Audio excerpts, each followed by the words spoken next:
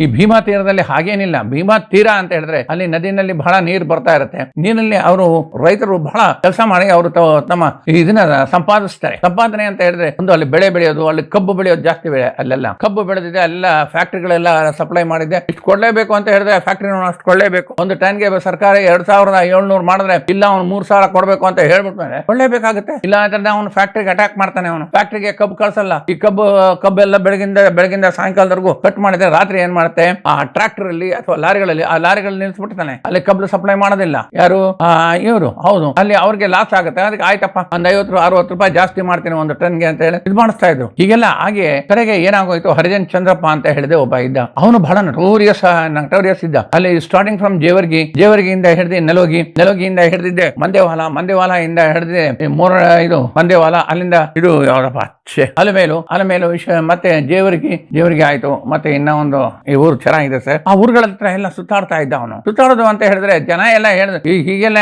ನಾವು ಓಡಾಡ್ತಾ ಇರಲಿಲ್ಲ. ಅವನು ಪಿಕ್ಚರ್ ಥಿಯೇಟರ್ ಅಲ್ಲಿ ಅಲ್ಲೇನದು ಈ ಕಬ್ಬಿನ ತೋಟಗಳಿದ್ವಲ್ಲ ಸರ್, ಆ ಸೆಂಟ್ರಲ್ ಅವನು ಅಟ್ಯಾಕ್ ಮಾಡೋದಕ್ಕೆ ರೆಡಿ ಮಾಡ್ಕೊಳ್ತಾ ಇದ್ದ. ಅವನು ಅಲ್ಲೇ ರೆಡಿ ಮಾಡ್ತಾ ಇದ್ದ. ಬನ್ನಿ ನೀವು ಏನಿದ್ರೇನು ನಿಮಗೆ ನಾನು ಸೆಟಲ್ಮೆಂಟ್ ಮಾಡ್ತೀನಿ. 2 ಪಾರ್ಟಿಗೂ ಕರೆಸ್ತಾ ಇದ್ದ. 2 ಪಾರ್ಟಿನೂ ಅವನು ಹೇಳ್ದಂಗೆ ಅವ್ನು ಕೇಳ್ಕೊಂಡಿದ್ದೆ, ದುಡ್ಡು ಕೊಟ್ಟಿದ್ದೆ, ಅವನು ಎಸ್ಕೇಪ್ ಆಗ್ಬಿಡ್ತಾ ಇದ್ದ. ಅದು ಏನು ರಾತ್ರಿ ಹೊತ್ತು ಅಲ್ಲಿ ಕೆಲವೆಲ್ಲ ಢಾಬಾಗಳು ಅಂತ ಬರ್ತಾ ಇದ್ವು. ಇಲ್ಲಿ ಆ ರೀಜನ್ ಅಲ್ಲಿ Alamelu is the center and Indi is the center place for this Chandrapa and Harijan this thing.